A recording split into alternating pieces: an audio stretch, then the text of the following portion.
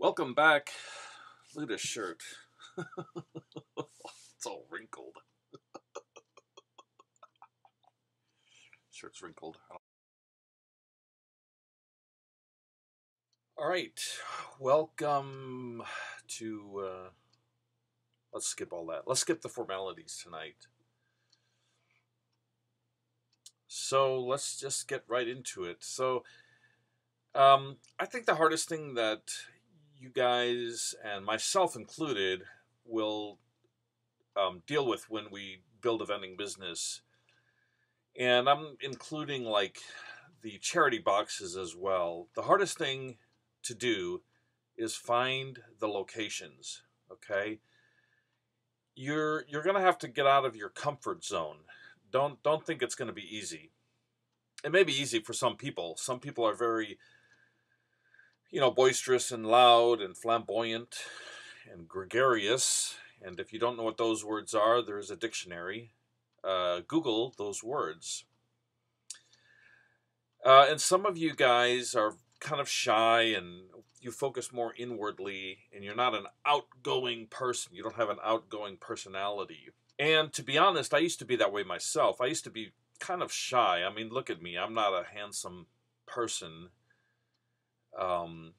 When I was younger in high school, I never really got the attention of girls. And I think because of that, I kind of developed an ability to talk to people and kind of keep a conversation going. And a lot of women find that that's interesting. I learned how to cook, and so that kind of helped me, meet women and date women. I did get married. So what you're going to do is when you go out and you knock on doors, I want to stress a couple of things. Be prepared. Figure out what you want to bring and make sure it's in the car with you. When I was working in the restaurant business, many days between 2 and 5, of course you want to go between 2 and 5 if you look for a job. You don't want to fill out an application during a lunch rush or a dinner rush. You want to go between 2 and 5 when they're not busy. So when you're looking for locations as well, don't go during the lunch rush or dinner rush if you go into a restaurant. And restaurants do well. A lot of restaurants do well with the gumball machines. You do well with the gumball machines. But what I noticed is a lot of these people would come in for a job interview, or they would want to fill out an application, and we'd hand them the application, and they would ask us for a pen. And I really thought that was kind of strange, that here is a young person, a 15, 16, 17-year-old person coming for a job, and they don't even come prepared. They're not dressed properly. I one time went to a job interview in a suit, and it was for a job as a waiter, and the manager asked me why I was dressed that way. It was a question that I wasn't really expecting. And I had just seen a movie just recently, about a week before that incident, or a week before he asked me that question, why am I dressed in a suit? And I gave him the answer that I found in that movie, and I can't remember the name of the movie, but in the movie they said, dress for the job you want, not the job you have, or dress for the job you want, like down the road, like 10 years down the road. So what do I mean by that? Well, when you're going out asking for people, when you go out and you ask people to put a vending machine in their store, be presentable. Wear shoes. Don't wear flip-flops. You have to consider that you're working with food. People relate food to what they see. So that's one of the things that I really would recommend when you go out, knock on doors. Make sure you're dressed, fairly decent. Be polite. Be friendly. Smile. Put a smile on your face. I was gonna say on your hand. The hand part was coming next. Reach out your hand, offer your hand, and shake the owner's hand if you want to. And then be persistent, be consistent and persistent, and don't give up.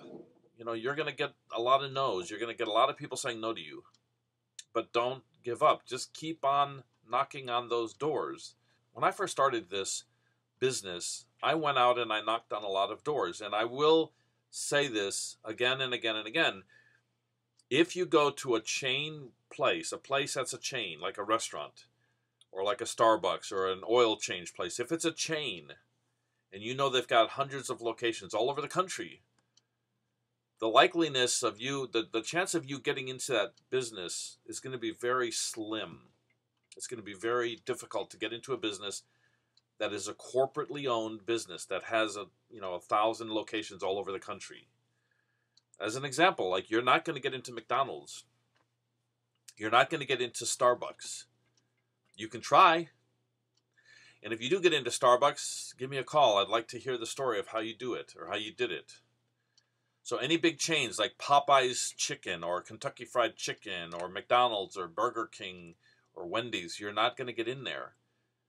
Don't waste your time on those locations. When you walk into the location, pretend you're ordering something. Pretend you're going there to get an oil change. Are you going to feel uncomfortable? Think about this. If you go into a restaurant, like let's say McDonald's, do you feel uncomfortable walking to the counter and saying, "Hi, how are you?" Put on a smile. "Hey, how are you? I want to order a cup of coffee. I'd like a sandwich." Does that make you uncomfortable? Because that's pretty much what you're doing. You're not ordering a sandwich, and they're going to say no to you. Trust me, they're going to say no to you. When you order a sandwich and pay money for the sandwich, they're not going to say no to you. But when you ask them, "Could I put a vending machine in your location?" a lot of these people will say no to you. Don't take it personally. It's not you. I've said this before. It is not you that they're saying no to. They're saying no because of many reasons. Maybe, I was in a furniture store a couple days ago, and I was asking, "Could I put a vending machine in here?" And what they said is no, and I didn't really, I knew why they said no, but I wanted to get the answer from them. Tell me why. Tell me why. And I was playing stupid. I don't know why you're saying no. Why do you say no? Okay.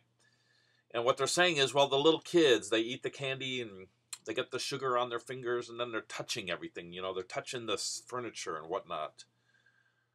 Or a clothing store. Think about that. A little kid comes in and they're eating the candy and they're touching the dresses, or the pants or whatever that are hanging up, and they're making it sticky.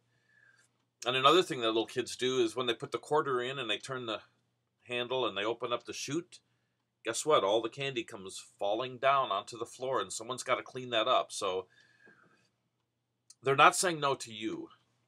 They're saying no to this machine. This machine, look, yellow, bright. Woo, woo, woo. Look at me, look at me. I'm loud and obnoxious in your store. And maybe their store is just fancy and beautiful and classy, and all of a sudden you're thinking that you're going to stick this really gaudy thing in their store. They're going to say no to you. So when you go out knocking on doors, think about that. Keep that in mind. Don't go to I walk by, I'd go by strip centers, and there's tons of businesses in a row. And I'll see a beautiful store with beautiful clothing and beautiful jewelry and all that, and I just walk right past that one, because I know for a fact they're going to say no. They may say yeah. More than likely, they're going to say no. Here's another place you really don't want to go to put a vending machine, is a printing place, because a lot of these printing places, they don't really need a lot of employees. They only need a couple, and then the customers, they don't even come in. They just email everything to them. Here's what I want you to make, and then the printing people, they create the work, and then they send it through an email. The customer sends back the email, "I like this, change this," or whatever. And maybe they might come in and pick up the product when it's finished, but there's not a lot of traffic in printing places. Another place that you really don't want to be in, and I've said this in other videos, but let me repeat it, is Asian restaurants. Okay, for some reason, the Asian people don't want their children to be eating candy from vending machines. So if you go into an Asian restaurant, look around at the tables. Go at lunchtime, go at noon, or go in the dinner time, and just look at the people in the restaurant. Are they all Asian? Because that place ain't going to buy your candy.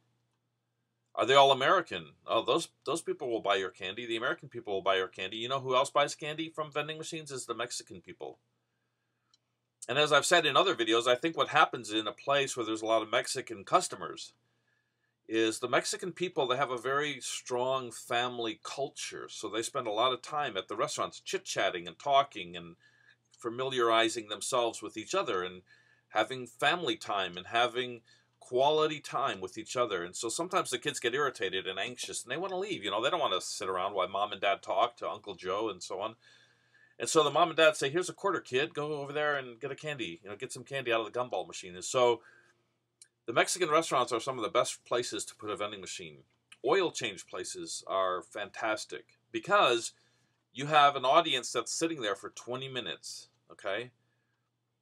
And they're sitting there 20 minutes while the oil people are changing their oil. And they're sitting there for 20 minutes and they look around. Maybe there's a TV on the wall.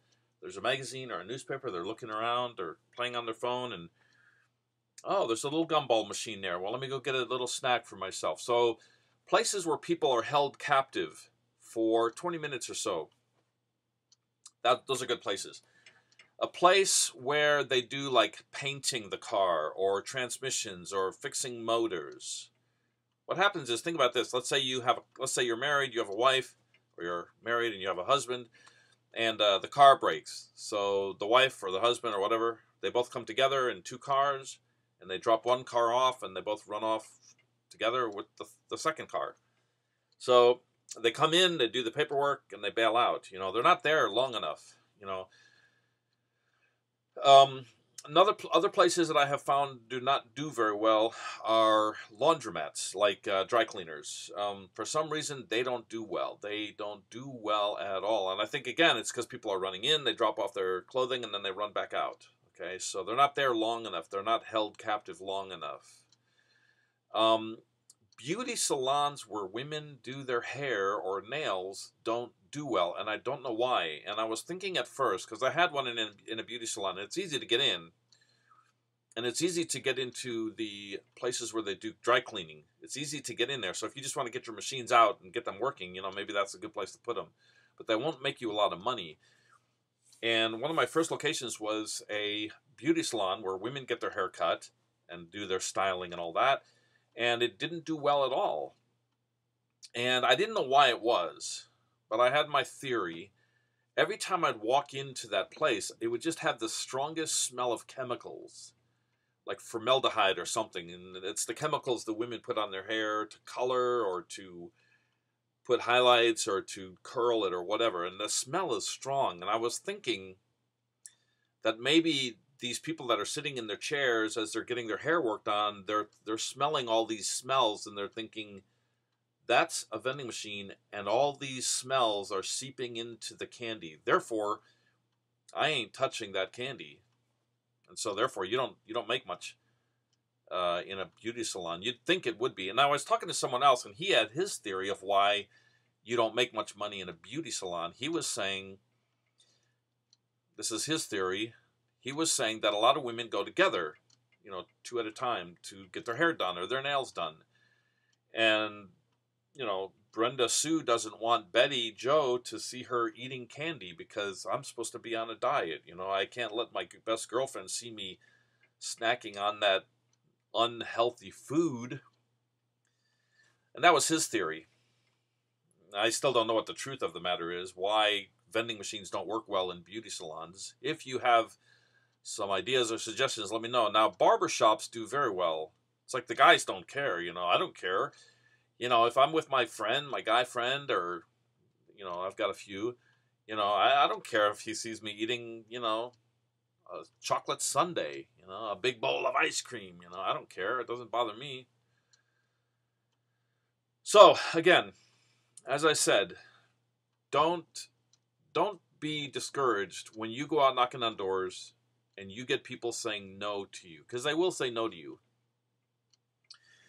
What I have found works is you take 20 pennies with you and put 20 pennies in one pocket. Let's say the pocket on your right, you put 20 pennies. And you go into a location and you knock on the door and you walk in and you say, "Hi, I'm Neil. And I'd like to know if I could put a little gumball machine in your store." And I show them a photo of my machine. Okay, I always tell you that. Bring a photo, because when you say vending machine, they're going to think automatically of the really big Coke machines or snack machines. So if you have a photo, and I don't have one with me right here, but if you had a photo of your vending machine, let me use this piece of paper. You walk in and you say, "Hi, how are you doing? My name is Neil." I'll tell you exactly what I say. I say, "Hi, my name is Neil, and I work for this charity, the National Children's Cancer Society, and we place vending machines just like this in places just like this, coffee shops and offices and oil change places. And I was stopping in to see if maybe I could place one here in your store." Now, as I said, 1 out of 10, 1 out of 20 maybe will say yes. That means 9 to 19 people will say no to you. So if you have 20 coins in one pocket, 20 pennies in one pocket, or 20 pebbles in one pocket, let's say the right-hand side, you walk in, you ask them if you can put a vending machine in there. If they say no, then take 1 penny out of the pocket that has 20 and put it in the pocket that has 0. Okay, now you got 1 penny in the second pocket, in your left pocket. And the goal is to try to get 1 yes before all those 20 pennies go into your left pocket. And it is a little more encouraging for some reason. I don't know why it works that way, but it's almost like a game. And here's the thing, the more people say no, the closer you are to hearing yes. And I know that you feel discouraged when people say no to you, but it's not you. Again, it could be that their boss says no vending machines, or you walk in and I've heard this a lot. You walk in and people are like, "Oh, I would love a vending machine. Oh, that sounds great, but let me talk to my boss," And the boss says no. So, the employees may be really excited. They may really want it, but the boss may be the biggest jerk in the world. I've worked for some of the worst bosses, trust me. And since I've worked for some of the worst bosses, and now I own my own business, this is what I do for a living. I don't have a crappy boss. I don't have someone that bitches at me if I'm late 10 minutes, or, if I want to wear a blue shirt instead of a white shirt. I love this business. I really do.